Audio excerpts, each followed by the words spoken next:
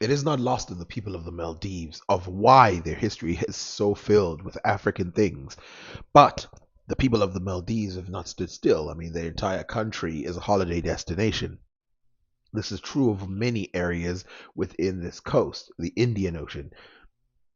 The Indian Ocean is filled with holiday destinations like Mauritius, the Maldives, Madagascar, Zanzibar, place after place after place that has sophisticated, but most of them, people don't know, were sophisticated long before any Europeans had come. And these places were holiday destinations, as we read before, for some of these African tribes. These people in Africa were not stiff. They did not hide away from being able to communicate and live the land as if it were a beachfront for the rest of them.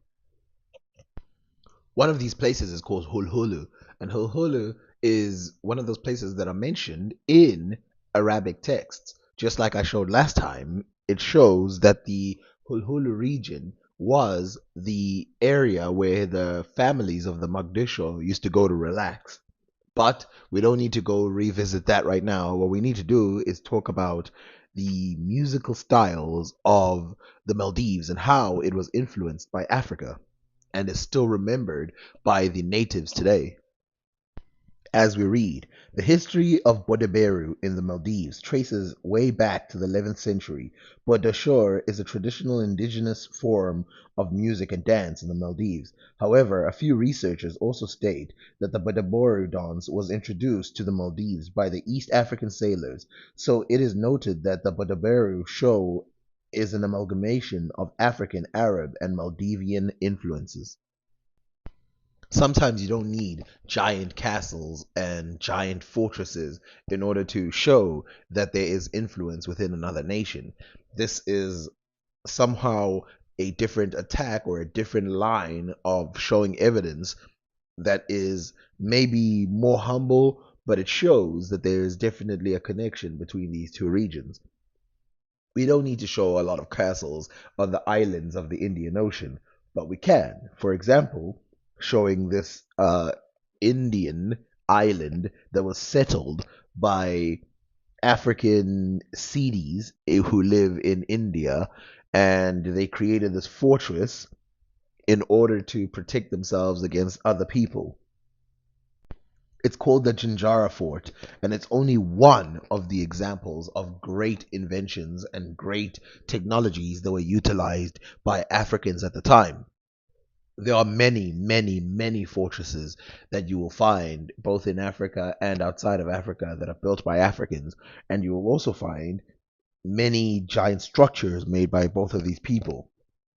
One of the structures that are built in the world is those built by people from Madagascar, because the people in Madagascar, people don't know, were sophisticated, black, and didn't show any hesitation towards modernizing their world, whether they needed to employ Bantu people, whether they needed to employ Europeans, whether they needed to employ Arabs. For example, this resembles a house that was made in the name of the Madagascan kings. It's called a rosa or a rova. This place here was made of wood originally, and then later it was covered with rock by James Cameron in the 1800s. The results are fascinating. But you know what's funny? When you go and look at other people who say that Europeans were the designers, the great designers in history, but in real life, you can see that there are great designs all over the world that looked modern way back before Africans even really contacted Europeans. And I mean, look, that fortress tells it all. And in the Maldives, we know that there were many places like that. Now, the Maldives has kind of modernized to a point where a lot of the structures that were built by Africans have kind of disappeared. This is kind of why I'm showing you other areas. This is what the Rova looks like today. But returning to the Maldives, this is a mosque that was created by the early arrivals of East Africa in this place, who created these mosques early. And this mosque is known as the Male Hukuru Mitski, meaning the Male Friday Mosque, or the old Friday Mosque. This mosque is one of the oldest in this region. Now, two problems. One, Ibn Battuta, as we have shown, showed great interest in exploring and covering how East Africans sort of Islamized the Maldives, but he also had a problem, which was he was biased towards his own people.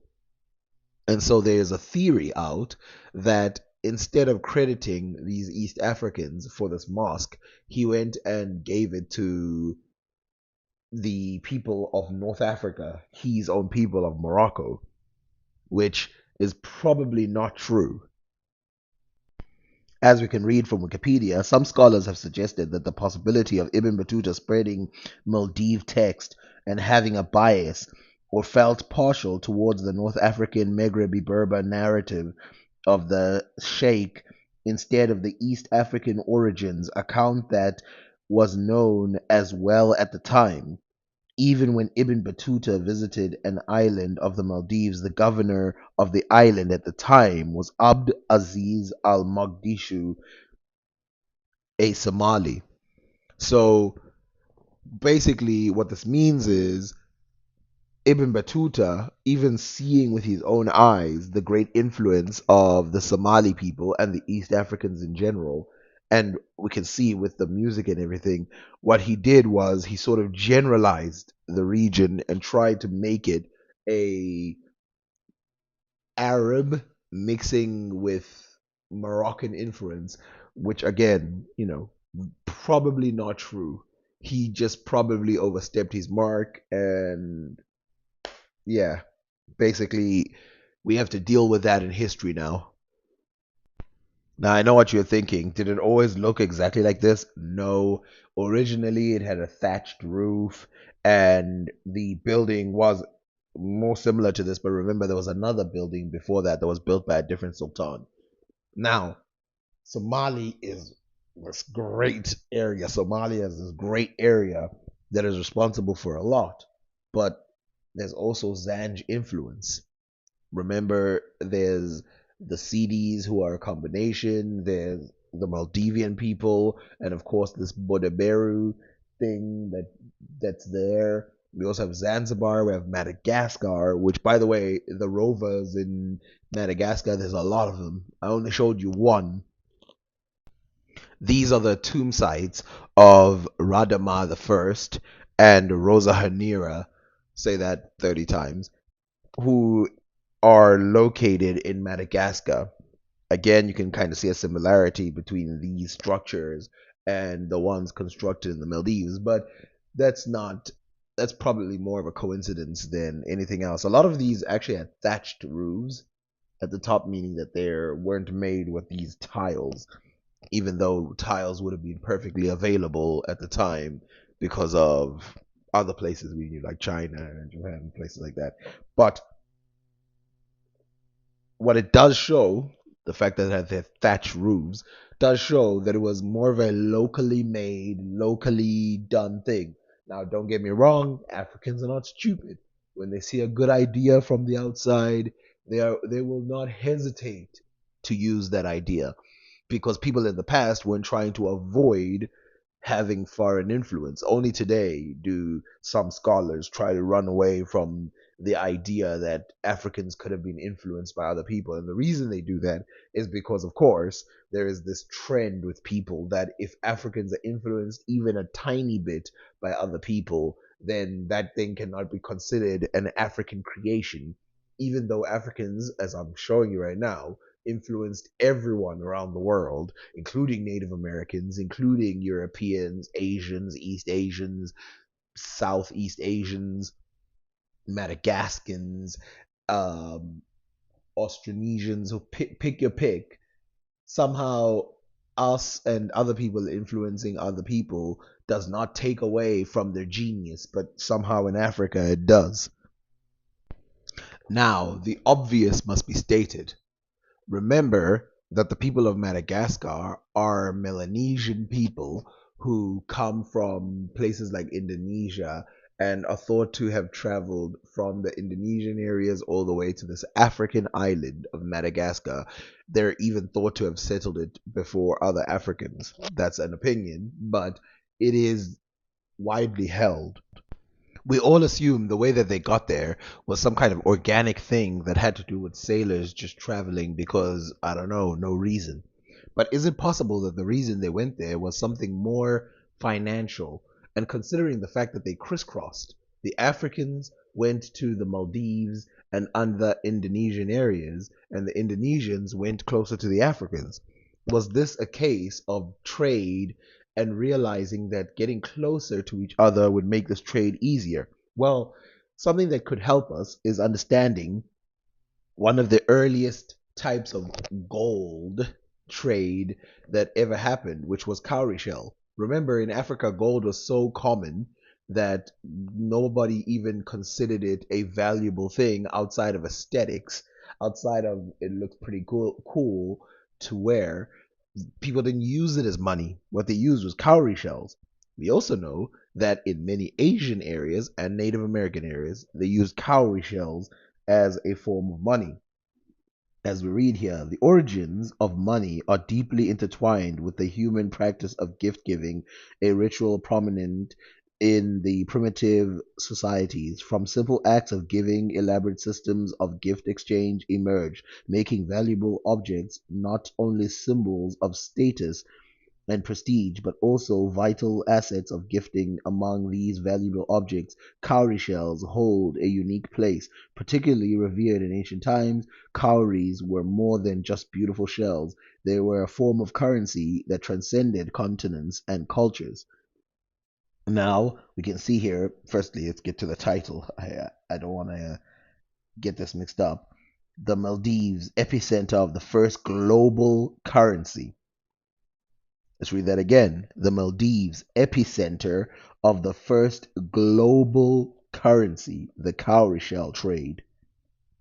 We've all heard of the Silk Road, we've all heard of all of that, but this Indian Ocean trade might be spurred by, like I said, a early form of gold. It's not actually gold, but something that was kept as valuable as gold by the natives of the region or the regions. Cowrie shell, the allure of cowrie shell. Cowrie shells, especially the money cowrie and ring cowrie, were treasured possessions among early humans. Their desirability as gifts, often used in bridal and burial ceremonies, led to their accumulation, believed to enhance their magical powers. The shells were not only attractive but also practical. Their small, durable, and uniform shape made them easy to transport, count, and difficult to forge, ideal qualities for currency. Now, here's the important part: historical significance across continents. Cowrie shells have a rich history of use as currency in various parts of the world.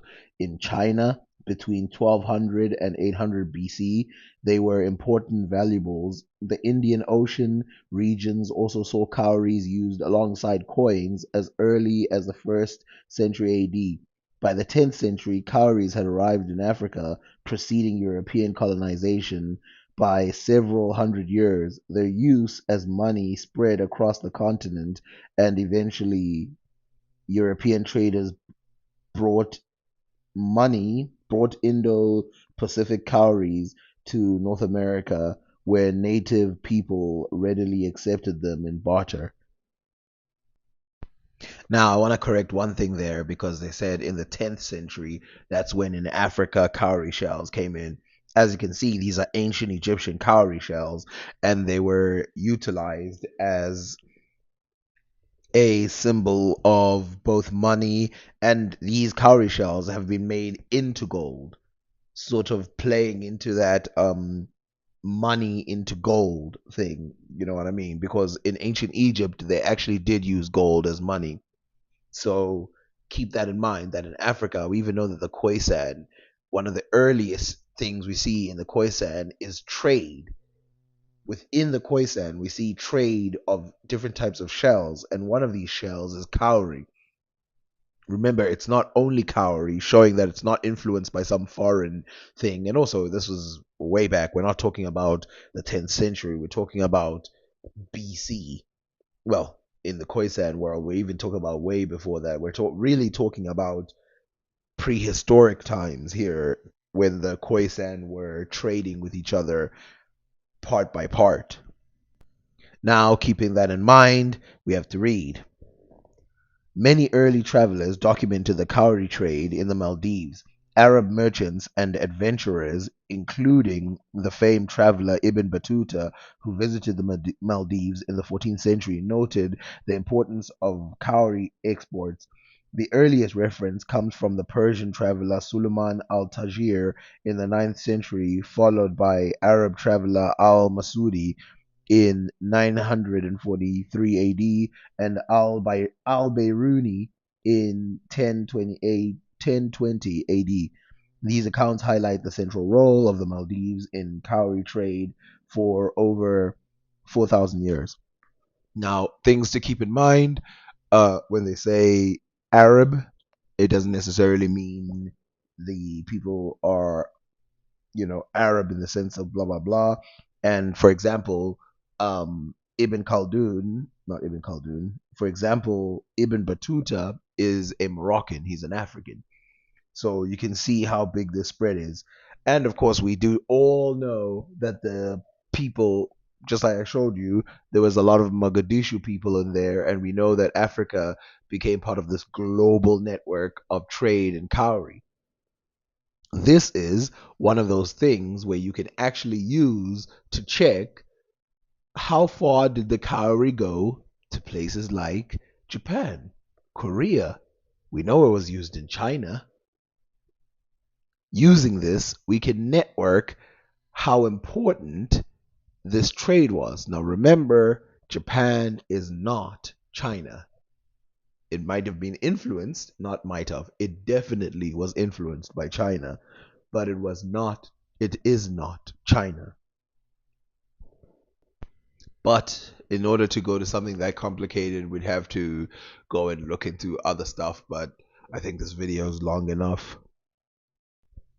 Now, given how ubiquitous the cowrie shell was, even in regions where there was really no reason for them to have this as part of their monetary system, because they were not really connected with other kingdoms, we can say a couple things, which is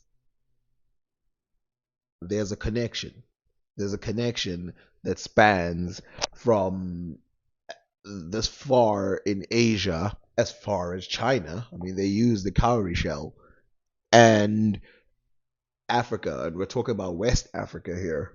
We even talk about kingdoms that were non-Muslim were using cowrie shells. For example, the Kingdom of Congo and the kingdoms that were prior to the kingdoms of Congo, because they were using cowrie shells before the Europeans got there.